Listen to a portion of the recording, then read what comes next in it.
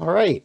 Well, thank you everybody for joining. My name is Brett Veerhusen, and today we are going to be talking about the Diesel Emissions Reduction Act and a little bit more information on funding repower partnerships for the commercial fishing industry and businesses. I want to thank Pacific Marine Expo for welcoming us here today, and also want to give a special welcome to my guest, Ezra Finkin, who is here joining. So I'll let Ezra introduce himself in just a quick moment. A little bit of lay of the land. We're gonna go through a slideshow, provide information about the program and its history, and we're gonna screen share. So I think our faces will look a little small on everybody's screen that's joining, and we'll have the presentation going on in front of you. And so without further ado, I'm going to take 1 second and screen share, and we'll get started real quick. Ocean Strategies is a public affairs firm, and we're focused specifically on maritime and the seafood industries. I'm a lifelong Alaskan commercial fisherman, and a lot of our projects include helping lead Alaska statewide coalition development on COVID-19 safety guidelines, providing policy analysis and engagement opportunities to some of the nation's largest grocery stores, and as sometimes strategic advisors to fishermen trade organizations. And we've invited our special guest, Ezra Finkin, to help us understand how commercial fishermen and engine manufacturers are collaborating on cleaner power and on federal and state grant opportunities to upgrade older diesel engines with cleaner, more fuel efficient engines that meet EPA Tier 3 and 4 standards. Edward, do you want to give just a quick introduction of yourself, and then we'll get started? Sure. As Brett mentioned, my name is Ezra Finkin. I serve as the Policy Director and Outreach Director for the Diesel Technology Forum. And we'll get into a little bit more about what DTF does and who we are in a little bit. Great. Thanks. Okay. Everybody just bear with me. I'm going to screen share.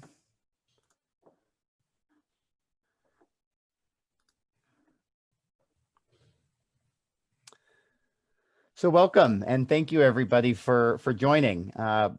Like I said, we're going to be talking a little bit more about the Diesel Emissions Reduction Act today, and we're going to hopefully provide everybody tuning in with some really valuable information about potential upgrade opportunities for your diesel engine.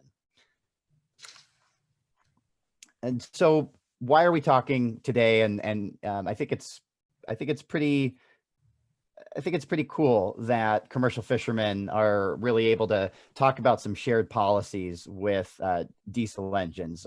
We all know that oftentimes the biggest investment a commercial fisherman will make, besides their vessel or perhaps some quota or a permit, is a diesel engine. And we have a really important partnership together. Diesel engines, and commercial generators keep American seafood on the move. Fishing vessels, seafood processors, port equipment, cargo ships, trucking fleets, grocery stores, the entire supply chain relies on these power systems to catch, process, move, and store seafood safely. And so as we teed up earlier, here to help us better understand that partnership, Ezra is the Policy and External Affairs Director for the Diesel Technology Forum. And so I'm hoping, Ezra, you can give a little bit of background on yourself and DTF to our audience. Sure. In fact, the next slide, I believe, gives a little bit of background on who the Diesel Technology Forum is. We represent the manufacturers of diesel engines, along with the vehicles and equipment that those engines power, affiliated componentry, and fuel producers. We have actually a growing number of biofuel producers that are members of the Diesel Technology Forum, and you can see some of the iconic badges here in the industry. The forum, we serve to raise awareness of the environmental benefits and performance of the latest generations of diesel technology, along with the economic benefits that the technology generates. So that is what we do.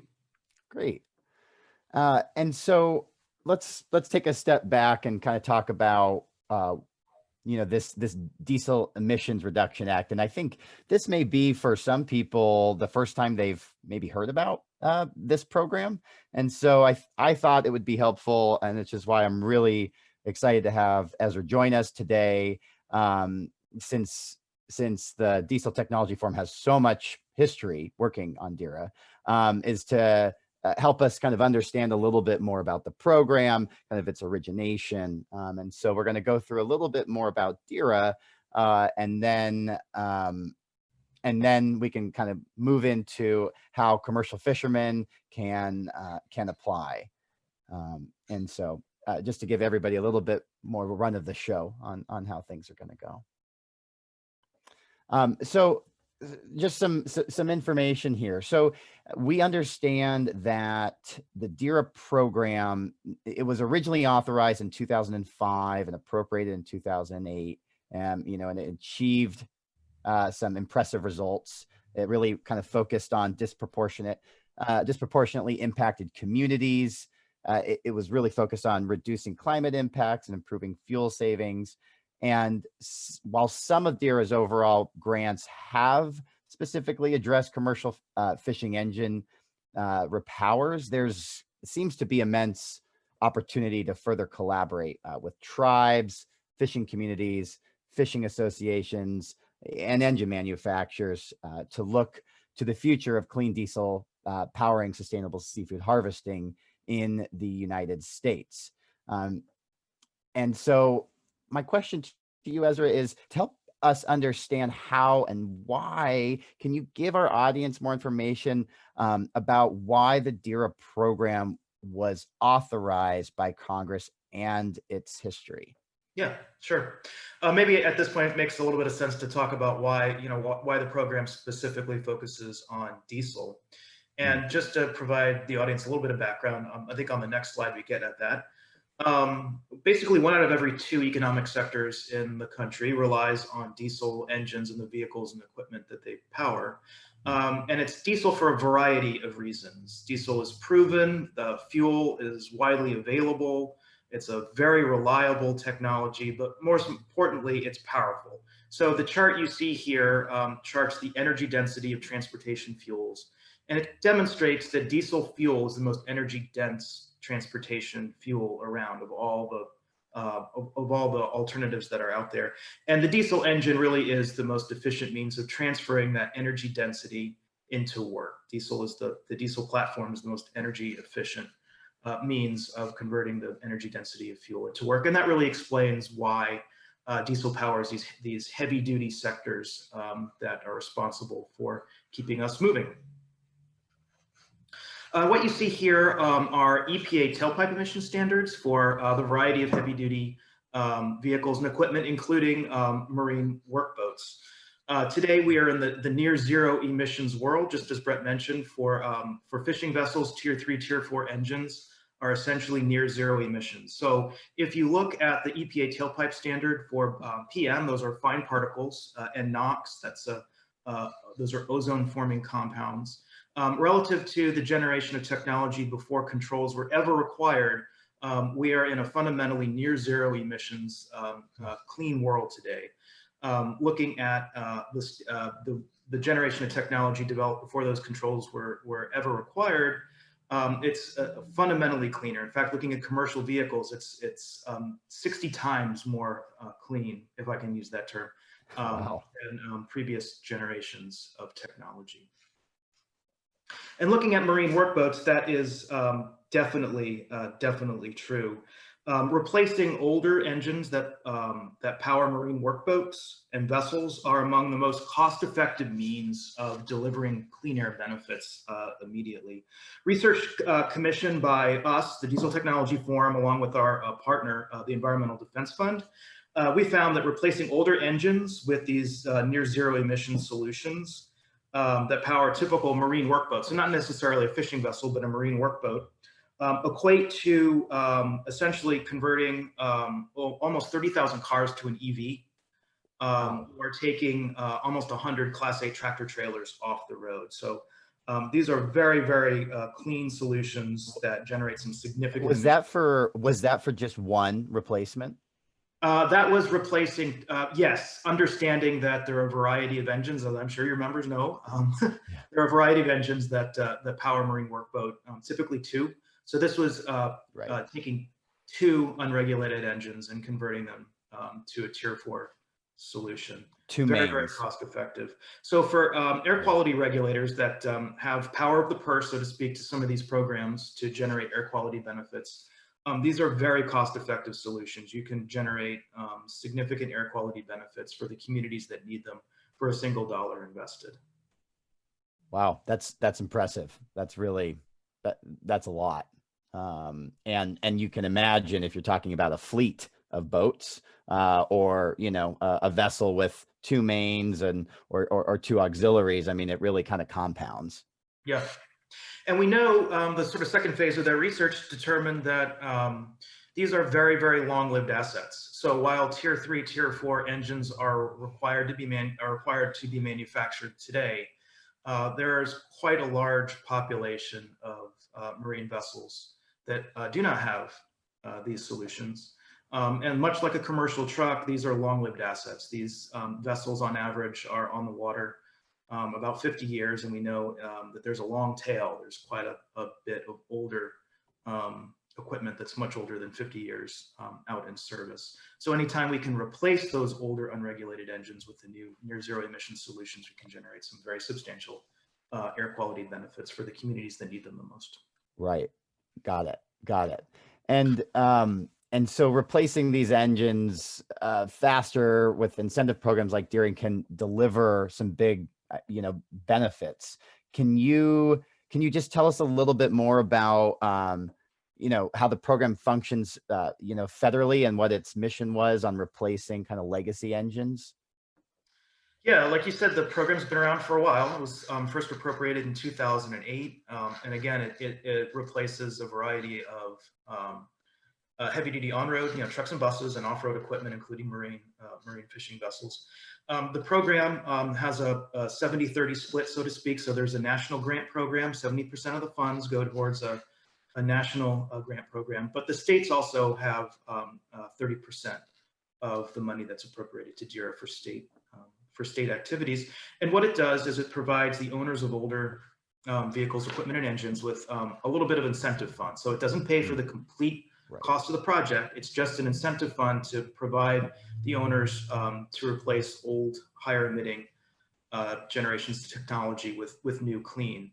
And we know that from the data that EPA has provided us on the success of the program, it's enormously successful. So every single dollar invested in a DERA grant program attracts $3 in non-federal matching funds, which is a requirement of the program, to generate on average $15 in health benefits.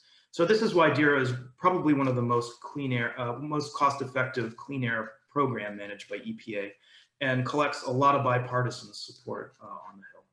Got it. That makes total sense, and that matching is an incentive to keep the program kind of going. It kind of creates skin in the game for a lot of parties committed to this. Right.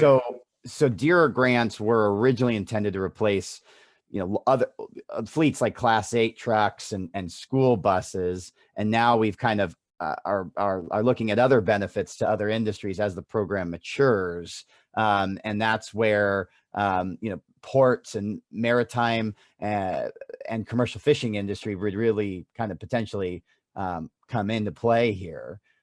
So are DERA grants available to the maritime industry? How has that worked in the past? I know we're going to say kind of maritime kind of broadly here, right? A lot of folks joining are commercial fishermen in the North Pacific. There may be folks joining also from the greater maritime industry as well. So I guess just for kind of clarification for folks joining, we are going to really kind of broaden it out on sort of the maritime industry, but there are and there will be some examples of applicability to the commercial fishing industry.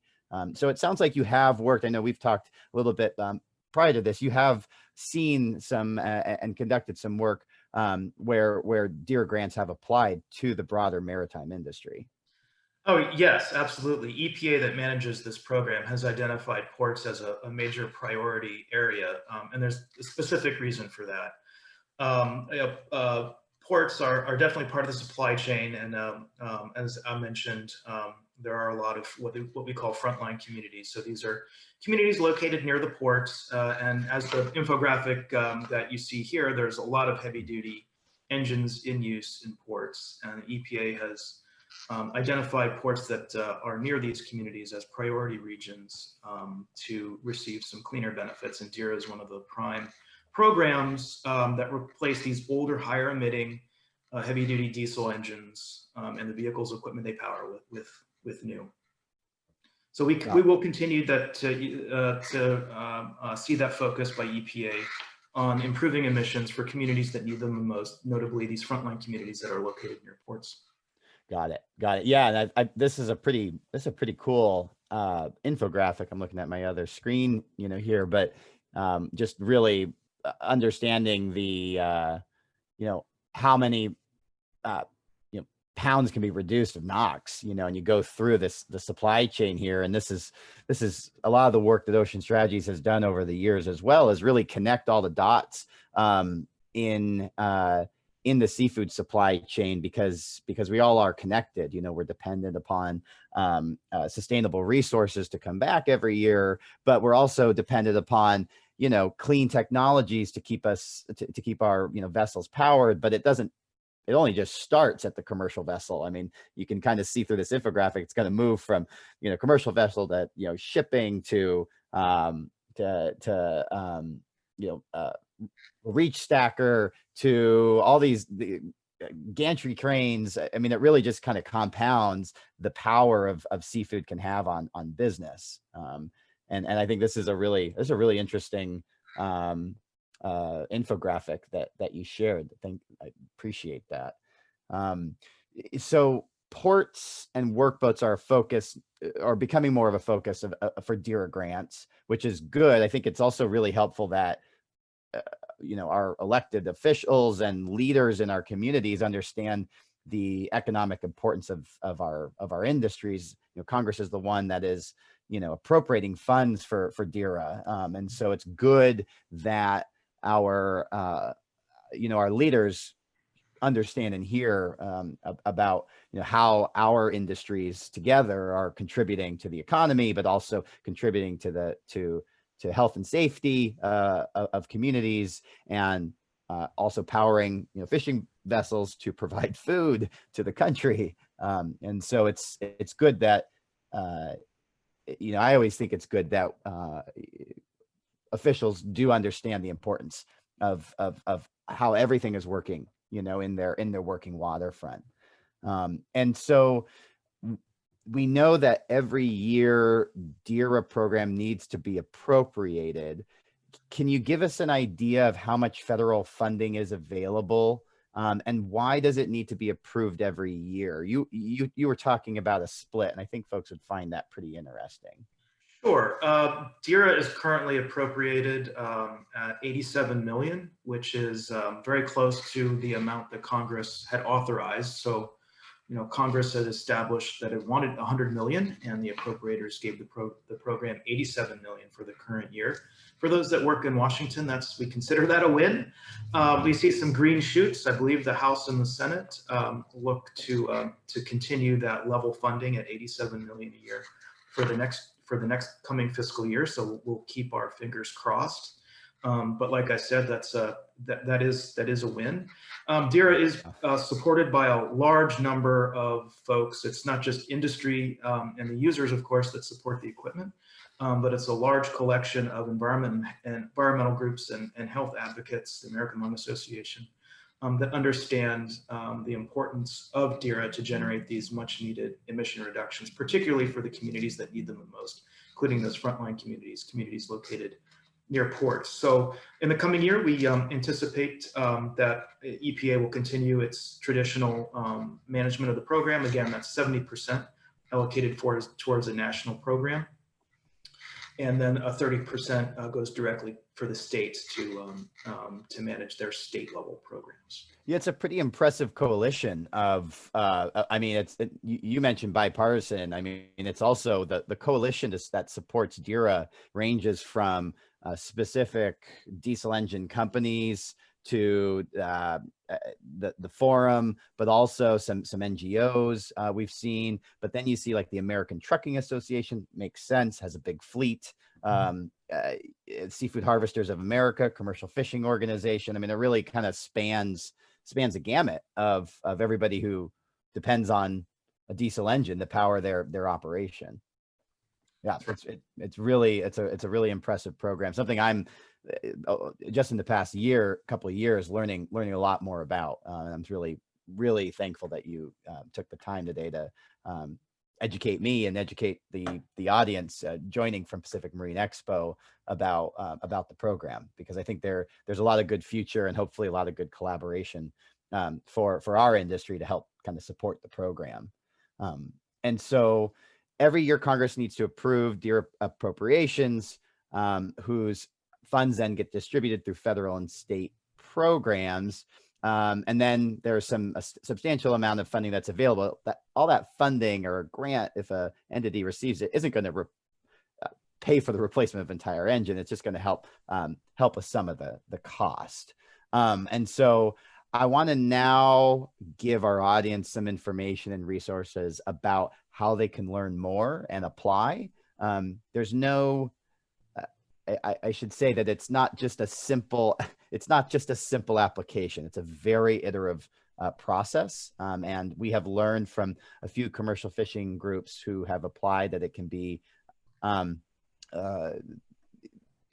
you just want to have your I's dotted and your T's crossed, because there's a lot of information that is needed, but there's a lot of resources that are also available. And so this slide, you can see some of the resources that we have listed. So as we said, kind of DERA grants help to replace these older engines with those fitting higher standards, like a tier 3 or tier 4. And so in simple form, eligible fishermen first need to identify a need within their fleet to upgrade older engines, like a category 1 marine compression ignition engine to a modern, efficient tier 3 or 4 engines. You need to identify that need. You need to identify that there are engines within a fleet that do need replaced. And then an organization, a good option would be like a commercial fishing trade organization would partner with an improved air quality association to apply for DERA grants. And those DERA grants are submitted and managed by your local EPA regional office. And so for anybody joining in California, that's Region 9, folks in Oregon, Washington, Alaska, that's Region 10. So it is there are some very clear steps. The EPA has a very good DERA website that we encourage folks to visit. It's important that commercial fishermen and their trade organizations partner with an approved entity as defined in this request for applications that are put out for DERA grants. And the best way to learn more is to contact someone at a key entity, which we have listed below, which are kind of public-private partnerships that facilitate DERA funding opportunities. And so I think most notably for people tuning in, the Alaska Energy Authority, the Puget Sound Clean Air Agency, West Coast Collaborative, those entities can all help point a fishing trade organization who's already identified a need to replace engines with the right partners to help manage these grants and submit them, because there are some, these programs are complex, and it's important to go right to these types of experts to determine the right next steps and ensure you have all the right tools and information to apply successfully. So once awarded, DERA grants can subsidize the total cost of a new diesel engine, and that will, of course, help modernize a fleet with cleaner technologies.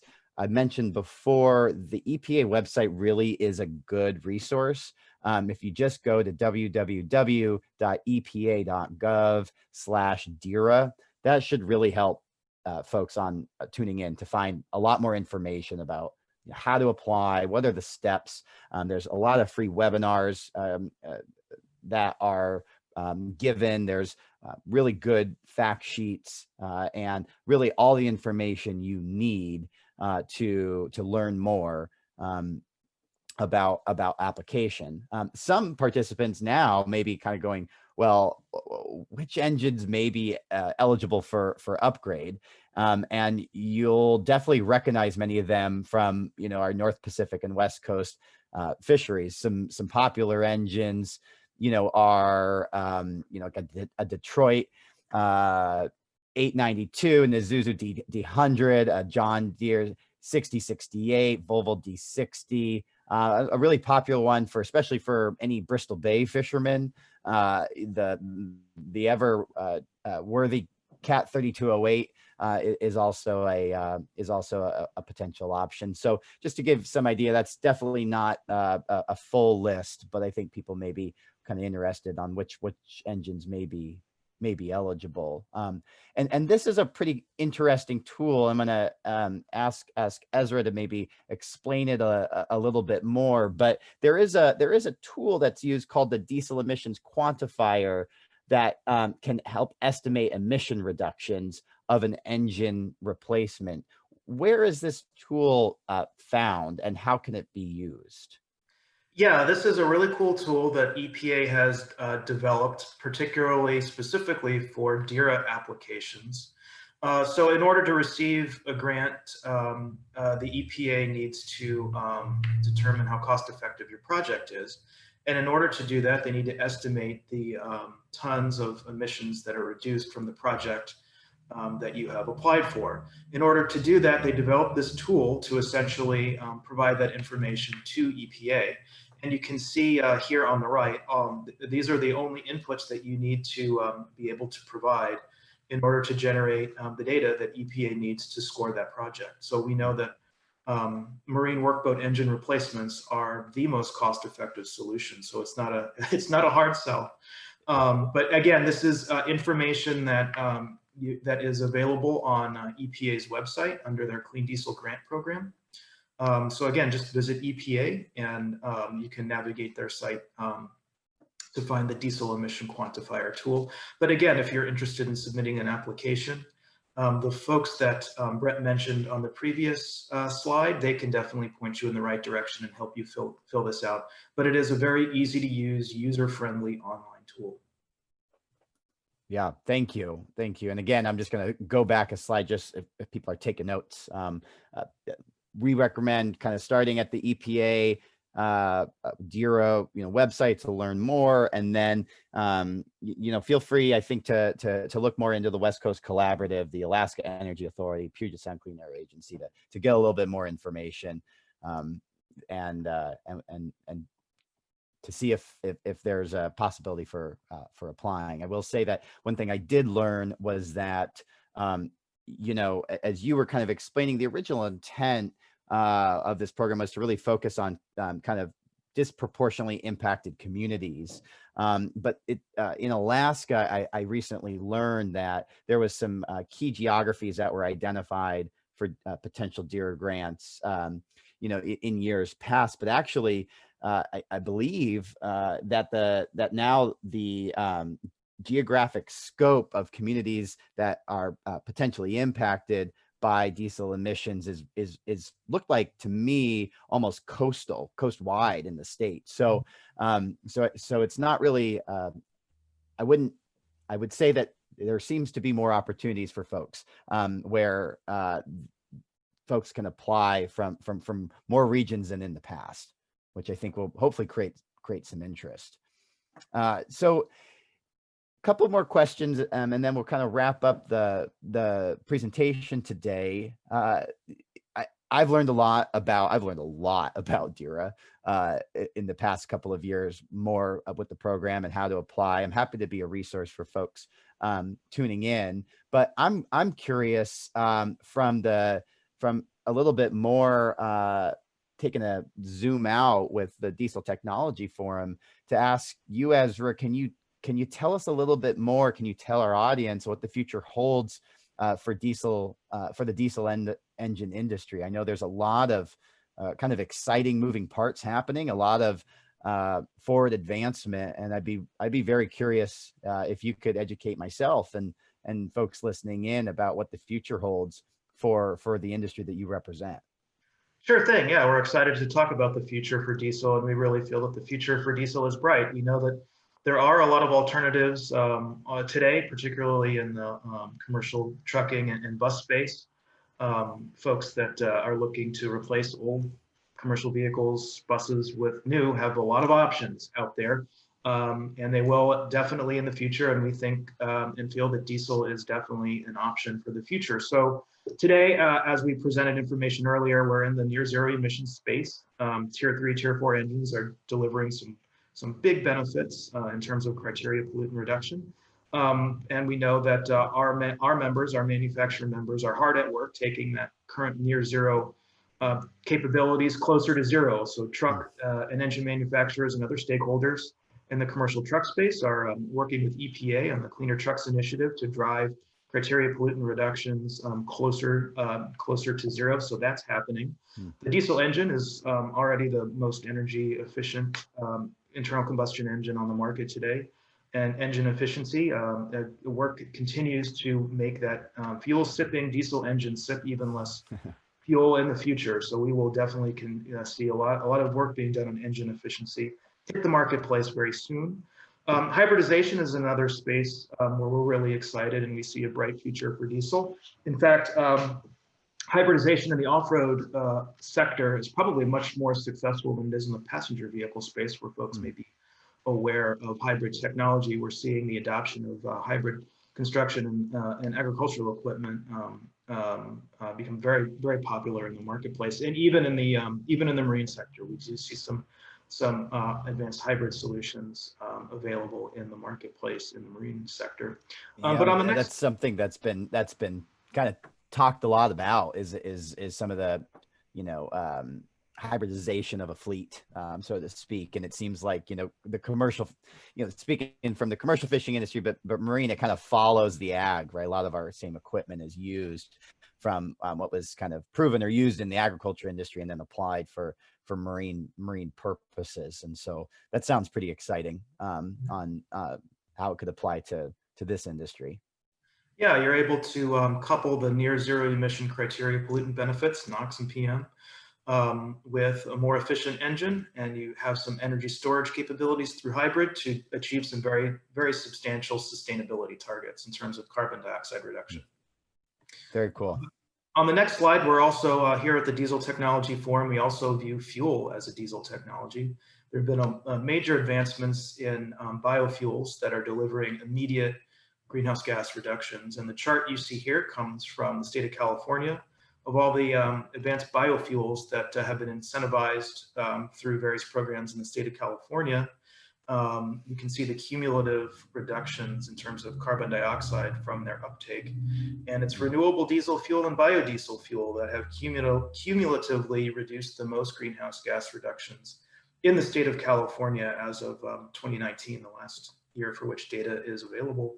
Just beating ethanol and beating the benefits from electrified cars, trucks, and buses by almost 4 to 1. So we see some very low cost, very short term, if not immediate term, greenhouse gas reduction gains from the switch to renewable diesel fuel and biodiesel fuel. And we do see these fuels being used in marine applications. In fact, in the San Francisco Bay Area, very large population of ferry boats, and they're all using 100% renewable diesel fuel.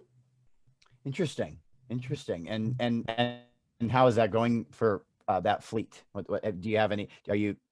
Has it been pretty successful? Customers happy?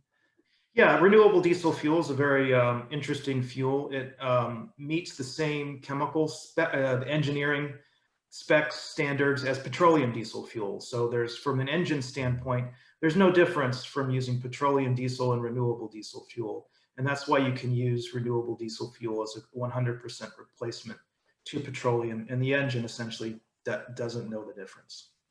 Interesting. Got it. Huh. Wow. I'd like to go learn some more about that. I'll have to go research myself.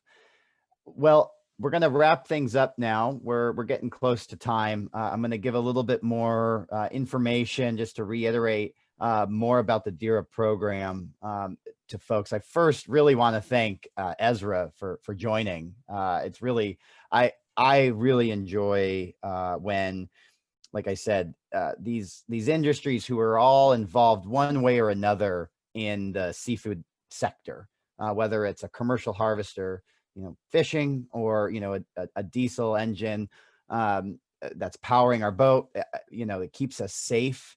We depend on a reliable engine, not only to power the boat, but to keep us and our families safe out on water, day after day. And then all the support industries that go along, working waterfronts, freight and shipping, the folks who buy, purchase, and sell our seafood, get the product out to consumers. And a lot of that is powered by an engine, and more specifically by a diesel engine. And so I really like to bring in, and Ocean Strategies really enjoys the role of bringing in kind of other industries who are all part of this sector, and just trying to share information about how we can work together. And so I want to really thank you for taking the time today. I know there's a lot going on in the world, and I want to then now summarize a little bit more information that our audience heard, so you can follow up and learn more. And you can see we provided our contact information. First, talk to fishermen in your trade organization to see if there are eligible engines to replace. So first, just identify that need. Second, and let me just make one quick point. There are roughly 80,000 commercial fishing vessels nationwide. And in Alaska, we have roughly almost 9,000 commercial fishing vessels. And the average age of those vessels, this may not be a surprise to many folks, is over 40 years. That's not saying that the engine is 40 years. Some of them are, but the average age of the vessel, we were unable to find key data on, what the average age of an engine is. But I think in saying those, in finding those numbers and understanding them, I think that there really is a potential need out there for a fishing fleet to understand if they could qualify for a replacement, and then to contact one of those other entities to learn more. So first, do that. Then, like I said, contact an approved air quality entity like the West Coast Collaborative, Alaska Energy Authority, to find a potential partner. Third, go to the EPA DERA website and stay up to date. Generally, requests for applications in years past have opened up in December, so pretty soon. Fourth, apply and research potential replacement engines. Research what would be the best for your vessel, and contact those regional power supply reps. And then finally, you can stay up to date with Ocean Strategies. We will be following up on application deadlines through our policy newsletters and alerts. And you can track all those alerts and updates on our website, and you can sign up at www.oceanstrat.com. I want to thank our guest, Ezra, again for joining, and Pacific Marine Expo. I don't know if you have any closing thoughts from your end, if you'd like to say anything to the audience, and then we can finish our show. And I'm going to stop sharing our screen now. I just wanted to thank you very much for the invitation to come and talk to your group today, and I hope the Expo goes well, and feel free to drop us a note if you need to get in touch or want any clarifying questions answered. And since I stopped sharing the screen, your email is Finkin, Finkin @dieselforum.org. Right. And then mine for other folks is Brett, BRETT @oceanstrat.com. So if anybody wants to learn more, try and stay up to speed. We're going to be producing a fact sheet that gives some of this basic information and post it to our website, and we'll send it out to folks. So make sure to stay up to date. Thank you again to Pacific Marine Expo for hosting us. We're sorry and sad that we can't all see each other in person every year. This is an annual migration of our industry coming together to see each other and swap stories. Hopefully people are staying as safe and healthy as possible, especially during the holiday season. Thinking of everybody and thinking of all my friends and colleagues who I normally get to see face to face at this time.